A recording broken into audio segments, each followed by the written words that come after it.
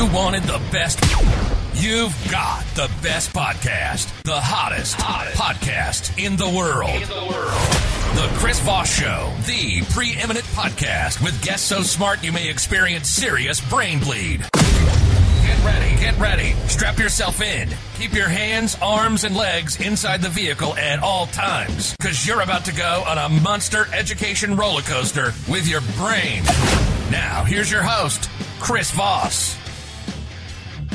Hi, folks. Chris Voss here from thechrisvossshow.com. The Chris Voss Show. Hey, I'm just here for the brain bleed, ladies and gentlemen. Thanks for tuning in, guys. Be sure to go tell your friends, neighbors, relatives to sign up for the show. Go to youtube.com/Chris Voss. Hit the bell notification button. That's the one thing you may accomplish today while you're watching video games or whatever else you're doing when you're trying to work. Everyone's been forced back to work, and I'm pretty sure no one's really working at this point. Go to goodreads.com/Chris Voss. Also, see all my groups on Facebook, LinkedIn, Twitter, Instagram. See the big LinkedIn newsletter that goes out every day. And the LinkedIn group that we have over there, a big C-class of people, 122,000 people, I think it's up to now. As always, we have the amazing, most brilliant minds and authors on the show, and none of them are me.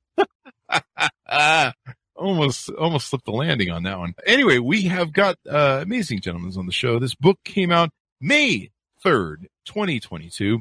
The book is called Seen and Unseen: Technology, Social Media, and the Fight for Racial Justice by Dr. Marc Lamont Hill and Todd Brewster. Todd, you didn't have that doctor in your name there? No, unfortunately, I didn't get that far in school. No. This is why Mark leads the ticket here. Dr. Marc Lamont Hill is currently the host of BET News and Black News Tonight, and is the Steve Charles Chair in Media, Cities, and Solutions at Temple University. He is the founder and director of the People's Education Center and the owner of Uncle Bobby's Coffee and Books in Philadelphia. I'm hungry now. He has authored or co-authored 6 books. Todd Brewster is a longtime journalist who has worked as an editor for Time and Life and as a senior producer for ABC News. He has taught at Temple University, Wesleyan University, and Mount Holyoke College, and was a Knight Fellow at Yale Law School. He is a co-author with the late Peter Jennings of the best-selling books, The Century for Young People, and more. We'll get into some of those details. Welcome to the show, gentlemen. How are you? Very well. It's great to be here. Thank you for having us. All right, I need y'all to calm down just a second. Just take it down a little bit. We're very serious gentlemen here.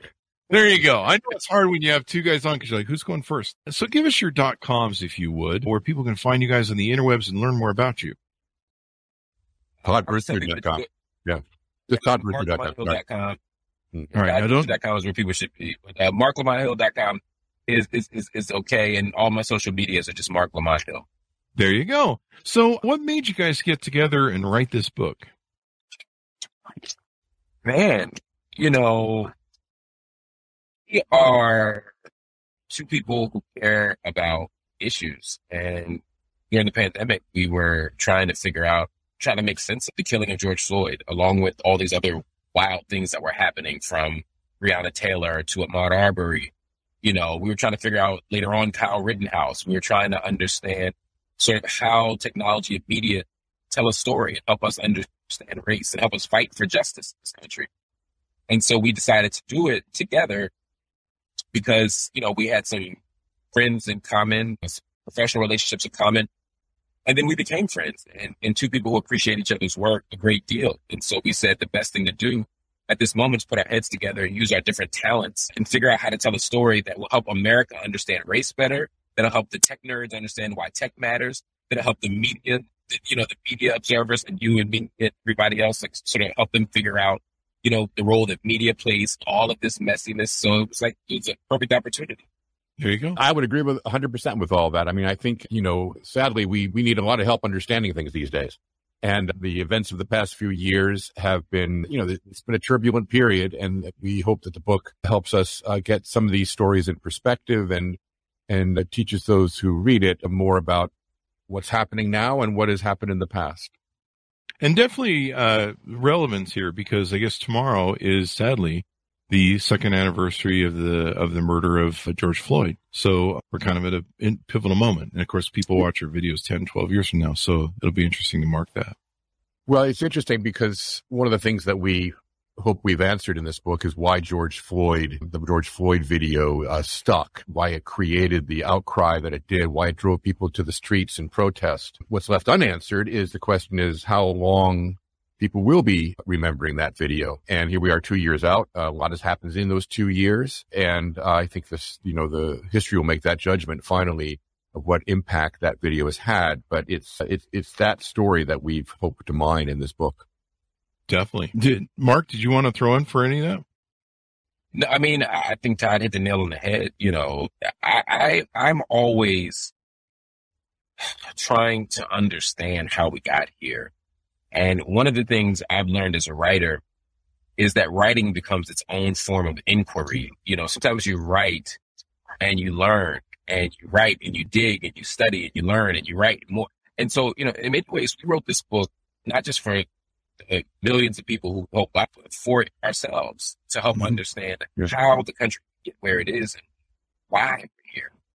That just to add to that, I mean, one of the things that I always try to tell my students that writing makes you precise, right? I mean, you look at something, you say, I'm going to describe that. And then you say, no, it's not that first word that I've chosen is another word. And then maybe it's not that word, it's another word. And the same thing happens in good conversation, frankly. And I feel that one of the many wonderful things of working with each other has been that Mark and I think feed off of each other very nicely. And we end up, our ideas get better the more we talk about them. And so that process is what you're seeing through this. Probably makes really good writing is, the two of you are teaming up. When I wrote my book last year, I would have loved to add somebody to bounce stuff off of. Instead, it was just my editor who threw all the manuscript out and said, rewrite it all. It'd be fun. So this is kind of a conversation you guys want to have with America about what's going on, try and bring people up to speed or give them a deeper education on what's going on in our society and some of the different ills that we need to fix. Absolutely.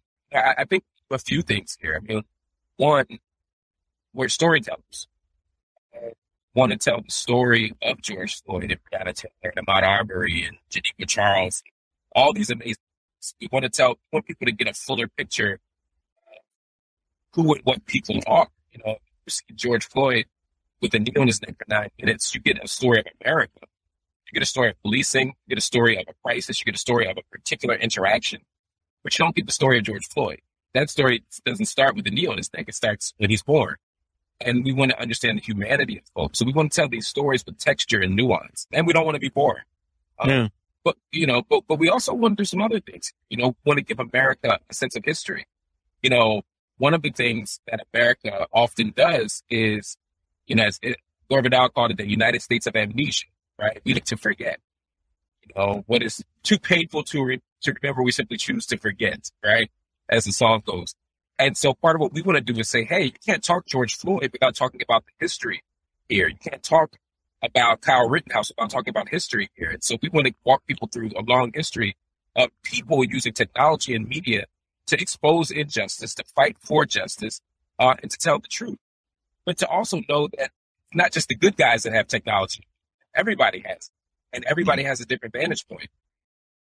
And I can't remember if it was Eddie Glaude Jr. or someone who come on our show who basically said, it was the first time that I'd heard it and I was shocked by it. And he said, the George Floyd killing was the first time that we saw a modern day lynching. That's really what it was. And I remember the horror of thinking about that. Absolutely it was, because it's, we talk about this in the book that it's, a shooting is an instant, a lynching is a performance, right? I mean, it's something that takes time, and you're watching someone die before your eyes. There was a pleasure to be found in that among the white supremacists in the late 19th and early 20th centuries that Mark very ably titled our first chapter, The Spectacle of Death. And for the white supremacists in the late 19th and early 20th centuries, those lynching Black victims, it was spectacle. It was an opportunity. It was a social event. It was something to take pictures of. It was something where you thirsted for souvenirs. And it had that quality, the George killing, not so much in in that spirit as the fact that it was a spectacle, and this time the spectacle was dark and disturbing and shocking and shameful, and that there's something, we even say this in the book, that watching the George Floyd video, you feel guilty yourself. You feel almost as if you are party to Derek Chauvin, and if we think of a collective consciousness, as I think we should, we are in a way responsible for the killing of George Floyd. So yes, I think Eddie Glaude is exactly right. It is a modern day lynching, and it's one of the things we do in the book is, as we were referencing before, is show the historical antecedents of these events, that they didn't happen in a vacuum, that there was a long road leading up to them, and that there were signs of this all throughout American history. The same kind of mind that puts a knee to the neck of George Floyd is the kind of mind that put a noose around the neck of so many black victims in the late 19th century during the time of Reconstruction and the years afterwards. Yeah, the length of the video, the smirk on the smart-ass smirk on the officer's face. You know, the people are screaming what we're all screaming in our head: get off his neck, he's dying. And to hear the humanity of him calling out for his mother and realizing that he's at the door, and the whole thing is just, it's a horror show, but also it's a reflection of us and 450 years of horror show of what this nation has done and built. Absolutely. This is a legacy. And in many ways, what we saw in Minneapolis was simply a reenactment of very, very old American ritual of state violence, state-sponsored violence. Sometimes it's the police. Sometimes it's the police allowing it to happen, or the government allowing it to happen. When we think about the lynchings of the 19th and 20th century, and it's gruesome to watch. It's difficult to. Part of why our eyes couldn't avert from it was we're trying to make sense of it. Right? Part of why it was so painful to watch was life being extinguished eyes. Yeah. But in many ways, it's that in many ways, the reason why that video resonated, because I think that's a really important question we have to wrestle with too, is why this video, we've seen lots of videos, lots of things, is that this one was 9 minutes long. It was 9 minutes long, and it was painful to watch. It was like a still photo in the sense that you saw the knee on the neck for 9 minutes. But it was also a video, and it endured, and it felt live and raw, and we had to sit with it and wrestle with it. And for a lot of Americans who had never actually watched a video like that, we're now forced to come to terms with something that we could keep in the recesses of our minds. They were forced to acknowledge a truth that we could often deny before by saying, oh, there's some bad apples, or oh, it's not as bad as they say, or oh, black people are exaggerating, or oh, those white allies aren't telling the truth, they're just trying to score points. And suddenly that video sparked a national and really international outrage and outcry precisely because it was real, it was raw, and it was in our face. And there's a tradition of that happening that we have to take seriously if we want America to get that education. We want America to not just grow old, but also grow up. Yeah. And we definitely need. Chris, it's as Mark was talking, I was thinking about how we're doing a talk at a library tonight together, and I was putting together some visuals to have, so we would have them as reference points. And I thought, should I put the George Floyd video in there? And it's a funny thing. We call it 9 minutes and 29 seconds. I don't know of anyone who's actually sat down and watched all 9 minutes and 29 seconds. Mark and I discussed this a few weeks ago, how, is it necessary that we all do that? And I think we came to an agreement it's more necessary that we know that someone had their knee on the neck of George Floyd for 9 minutes and 29 seconds. It's one of the few examples of a stunning photograph, and I'll call it a photograph in the grander term, video and still photography, where its existence is its power. Looking at it is almost too disturbing, Yeah. Yeah. And, it was also interesting to me, just the smirk, the look on the cop's face. You know exactly what he knows what he's doing. And it's almost like I've gotten away with this before. I'm going to keep doing it. And one of my friends is a body language expert. And I remember watching the trial with them and seeing the part where he gets the guilty plea or guilty sentence. And he really thought he was going to get off. When you look at his body language. Absolutely. He really expected it. And he expected it when he was on George Floyd's neck. Absolutely.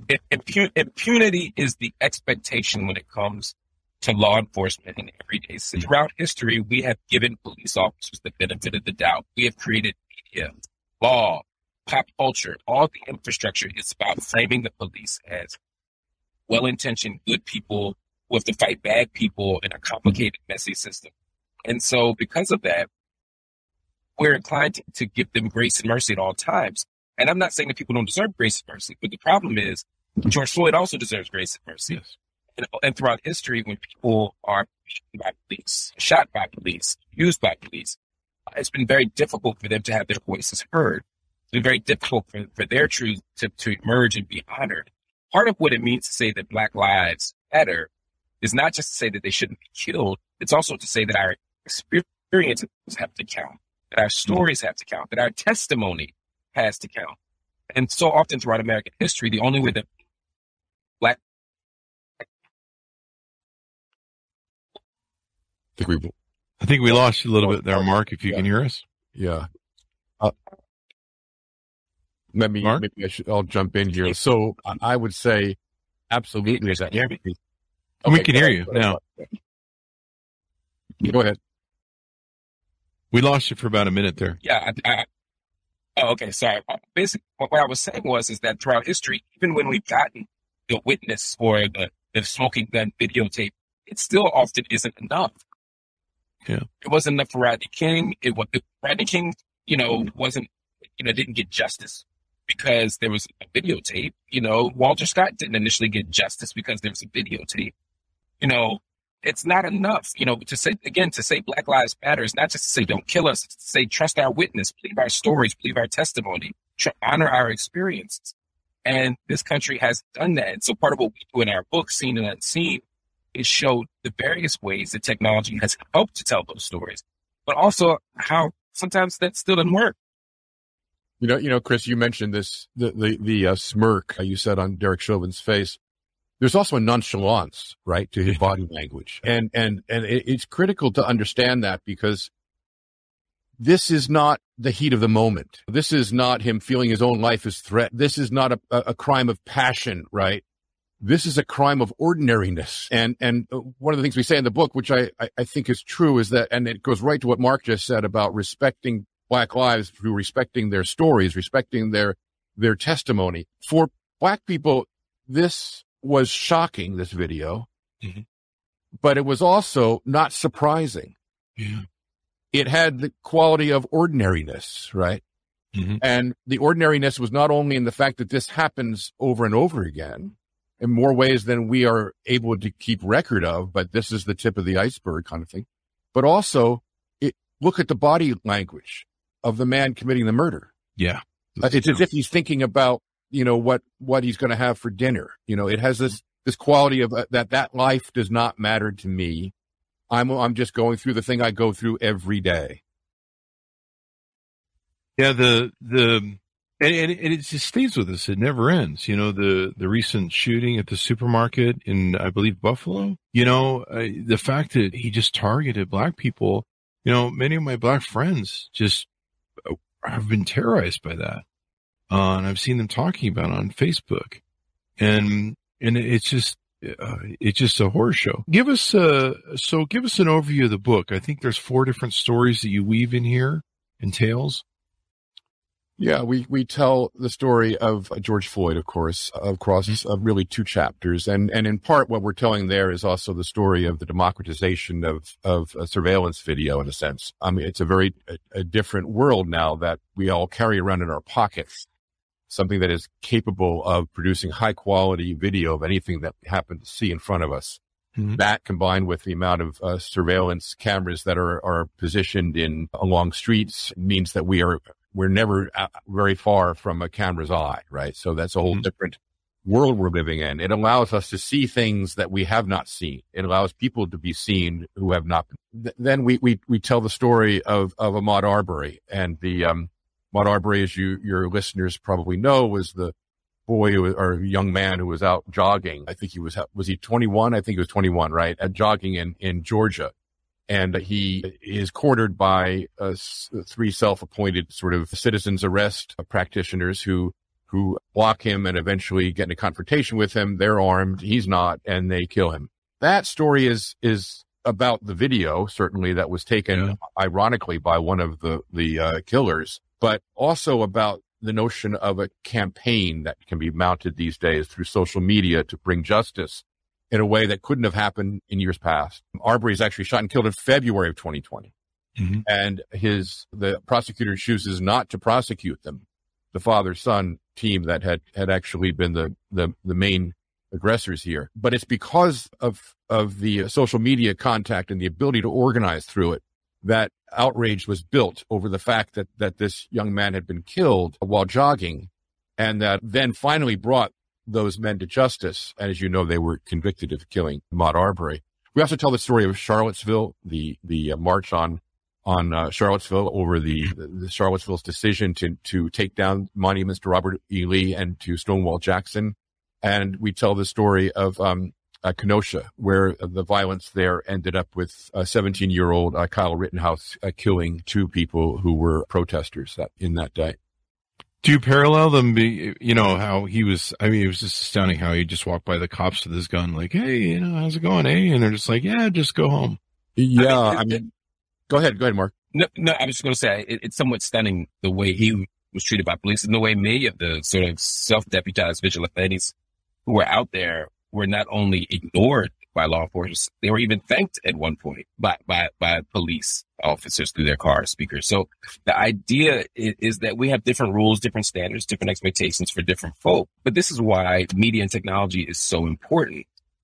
We talked about the lynching earlier, and the same photographs that were used to spark outrage for lynching and how violent it was. Those same photos were passed around as postcards by people who were white supremacists, and not just like people in Klan's rooms, but everyday people who would go to lynchings like picnics, and they would take home black body parts as souvenirs. I mean, technology is what you do with it. Text is what you do with it.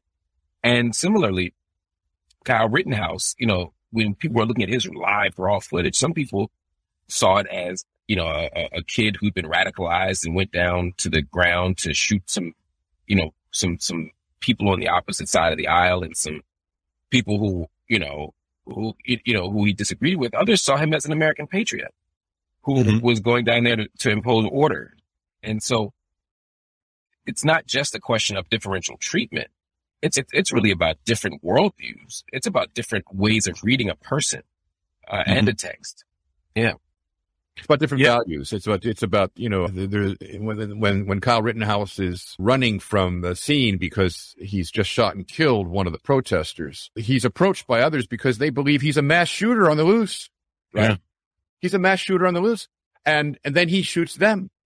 Right. So you say, who is the aggressor here? Who's the initiator here? Right? It's a matter. We talk about this a lot. The need for curators, for people to help us understand what's in these videos, help us understand what's in the photographs, is keen. And it's here where we have to attach to people who share the values that we share. And some people say, well, that's reinterpreting with the raw truth in front of you. No, it's understanding it. It's understanding. Yeah. Right. Video doesn't lie. I mean, you can tell me all day long, don't believe what you see and hear. Wasn't there a administration recently that said that? But you can see it on the video and you're like, no, I wasn't born yesterday. That's for real. What's going on? You guys also touch on some stuff with Frederick Douglass, and I think James Baldwin's in here as well. One of my favorite murderers. Yeah, man. It's a fascinating thing when we think about media technology and the quest for racial justice for lots of reasons. And the book goes into many really interesting conversations about technology and media. But one of the other things we talk about is the influencer, and what it means to be an influencer. I don't know if there were celebrities before, there were famous people, there were people with influence. There's always going to be a Chris Voss in the world who can shape public thought and attention. But what does it mean for someone to be able to go on their IG and suddenly have you taking flat tummy tea? There's a way that influence happens on social media that we need to think through. And there are people who are shaping our consumer habits. There are people who are shaping our consumption habits through entertainment, through whatever. But then there are people who are shaping our thought, who are influencing how we think and talk about race. There are people whose words, whose ideas, whose arguments, whose life even have shaped us in really profound ways. Now, mostly when we think about people like that, we think about people who are living. Mm-hmm. But it seems to me in the era of Black Lives Matter, and it's something I learned from Todd, and in the book, he did some really interesting digging on this particular point. You know, the most quoted person in the context of Black Lives Matter, in the context of this racial justice project, this racial reckoning, the most quoted person is James Baldwin. Yeah. James Baldwin from the grave. Yeah. Is influencing conversation. We're quoting him. We're citing him. We're showing his image. We're doing all this stuff because Baldwin had a profound impact. I mean, who better to talk about a struggle not just for racial justice, but intersectional justice, thinking about race and sexuality and gender and class and all this stuff, than Baldwin, someone who himself embodied so many of these identities, but so much of these politics. And so, you know, Baldwin looms large in our book, not just because, you know, our book, Seen and Unseen, kind of is an homage also to Evidence of Things Not Seen, his book on the Atlanta child murders. It's because Baldwin and his point about confronting things in order to change them is part of what we're trying to do with Seen and Unseen. But it's also, it kind of anchors a chapter that talks about how voices from the past can come forward again, how people from the past can reemerge, and how the words of people, even people we love and admire, can become repurposed, rearticulated, reshaped, remixed, even if you want to get hip hop with it, you know, in ways that sometimes honor the spirit of the person. And in some ways may actually do the opposite of what they intended. So Baldwin looms super large for me. And Frederick Douglass, I'll let Todd take that, anything else to say about Baldwin. But I think for me, Baldwin and Douglass, along with Ida B. Wells, are, you know, some of the most interesting figures, interesting people we talk about throughout history in this book. You know, the interesting thing about Baldwin is you can take almost anything that he looked at, especially in race relations, and you can literally lift it, 55, 70 years later, however long it's been, you literally lift it and put it on today's thing. And he's right. And it almost predicted everything. You know, there's one thing he says in an interview that really stuck with me. And this was in his later years. And he wrote, you know, I'm tired of waiting for progress. Why don't I have to wait for you to get with the program? And, you know, how long do I have to wait? And when I see that, I look at where we're at now and I just go, Jesus, we're still waiting. Basically. Well, you know, Baldwin and Malcolm X both were a little bit unkind towards Martin Luther King in the sense that they felt that the reforms that Martin Luther King, what is it, Mark, that Malcolm X said that I'm not interested in marching to Washington for the right to sit in the toilet next to a white man? Right. Yeah. Message to the grassroots. Right. Yeah. To share the same toilet as white folk. Exactly. And the Baldwin too was just as, I mean, he didn't look upon the civil rights movement with much enthusiasm because he felt that we had the incremental steps were just that, incremental, and not likely to lead to reforms that were really necessary. His big thing was, when are we going to face what we've done? And he was pointing the finger at white people, of course, but he meant collectively as a society in the sense that I referenced collectivism before. What are we going to face what we've done and say, okay, what are we going to do about it rather than denying it? I mean, we talked about America. Mark mentioned having a kind of moral amnesia. We're also an ahistorical people, right? We don't tend to be people who know our own history, but that's an ignorance that we suffer at our peril. You know, you mentioned before about, we lost Mark, but we'll get him back soon, I think, but Frederick Douglass.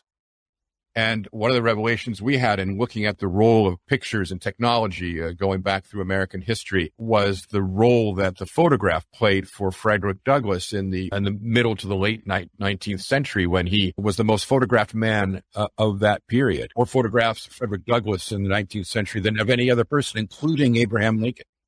Wow. And the reason was in part because he wanted, first of all, he's interested in photography, interested in what it could do, interested in what that photographs might actually be a reformative tool, right?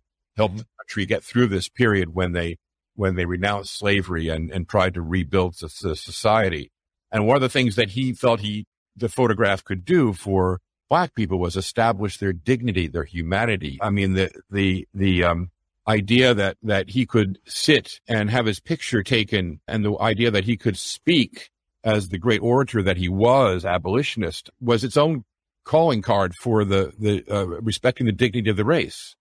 And I mean, everywhere he went, people would want to, when he wanted to talk about abolition, they'd want to talk about slavery. What was it like to be a slave? As if he were a visitor from a foreign place. And the fact that he could stand up there and show his own dignity through the photograph and the many autobiographies that he wrote was a testament both to his predicament and to his sense of hope.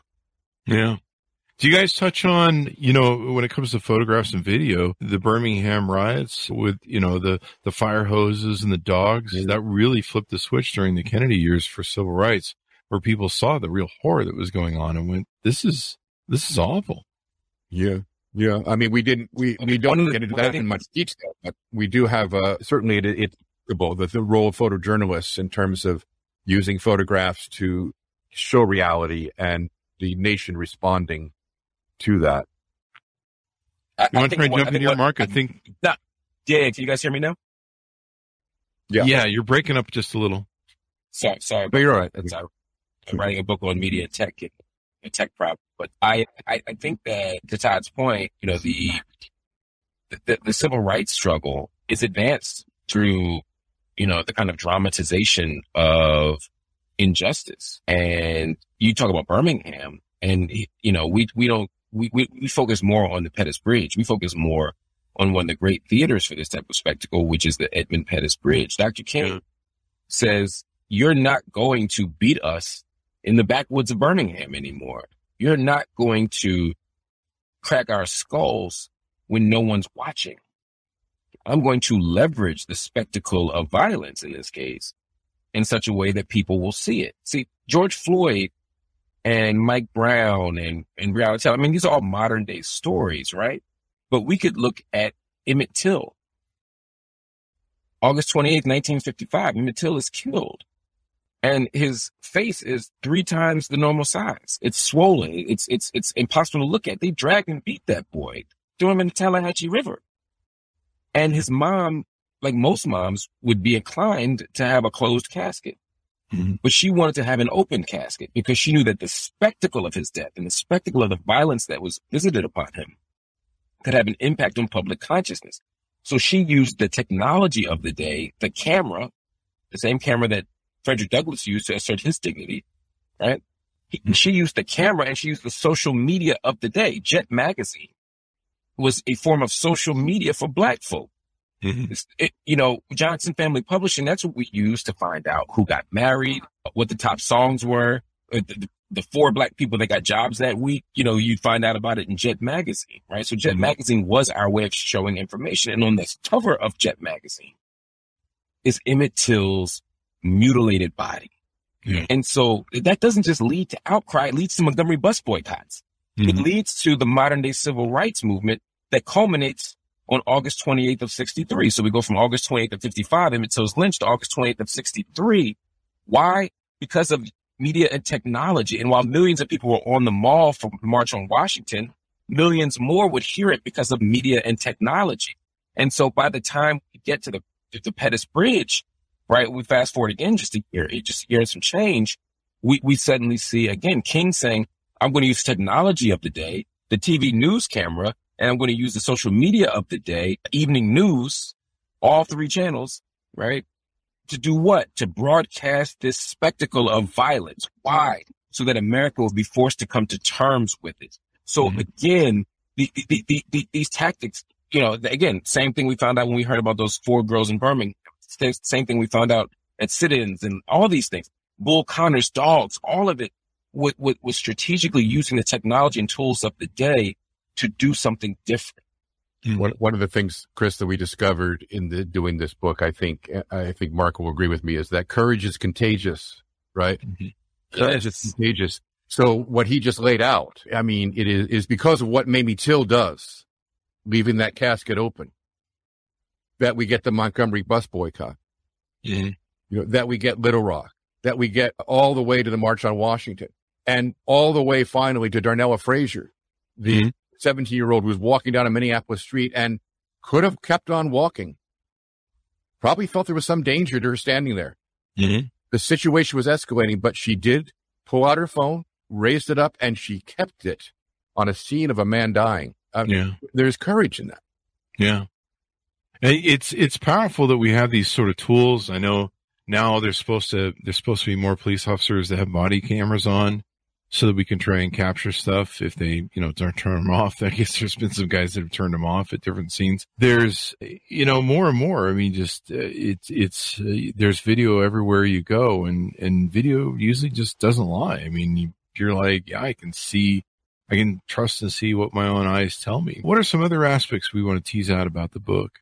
Well, let me push back on one. I think Todd and I are both going to go ahead, Todd. No, you go ahead. You go ahead. Video lies a lot. I think it does. One of that's one of the lessons we've learned throughout this project is that video is a text, and like any text. I mean, imagine if we laid a Bible on the ground or a Quran or on the table. Laid a Bible on the table or a Quran on the table. It said, it speaks for itself.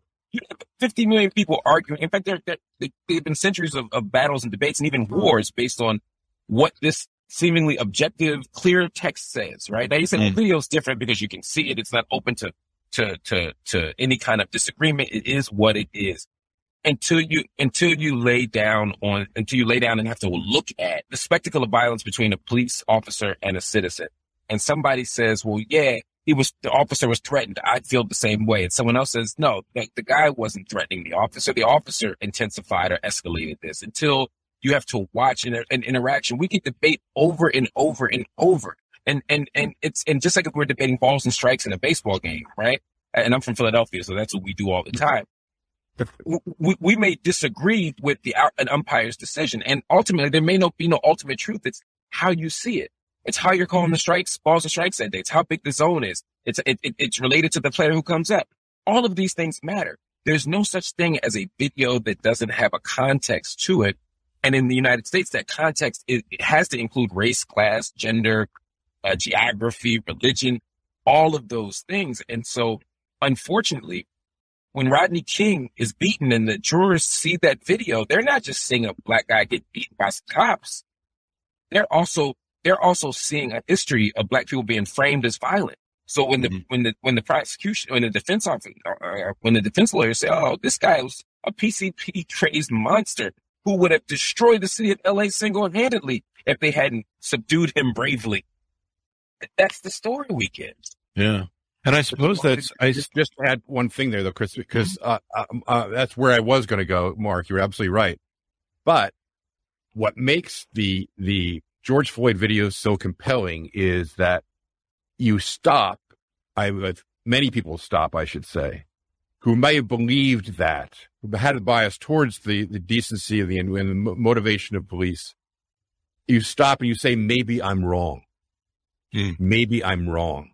And that was its power, part of its power. It was certainly that it disrupted, was transformative in this sense. And you saw it across the country, as Mark has said many times as we've been interviewed on this book, it's because of what happened there that we have the discussion about defunding the police. It's because of what happened there that other episodes are now looked upon with more credibility, right? Even if the video isn't quite as compelling, because now we have this sense that, yes, this is possible. This may even be probable in certain circumstances. Yeah, you guys are right too.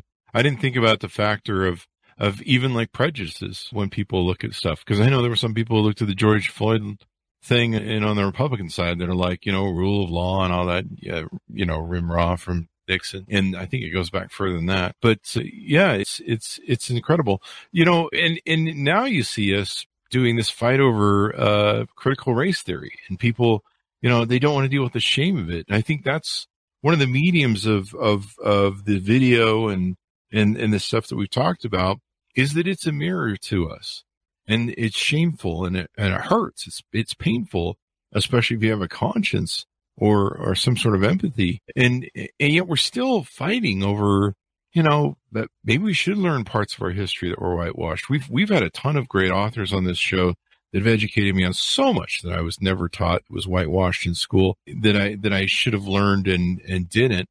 And now it's time for us to reconcile that. Yeah, I think that one of the things that we should get comfortable with is that history is messy. It's not one story of glory after another, and that's okay. So long as we face it. I mean, Baldwin said we can't change everything that we face, but we certainly can't. But we must face everything that. I'm not going to get this wrong.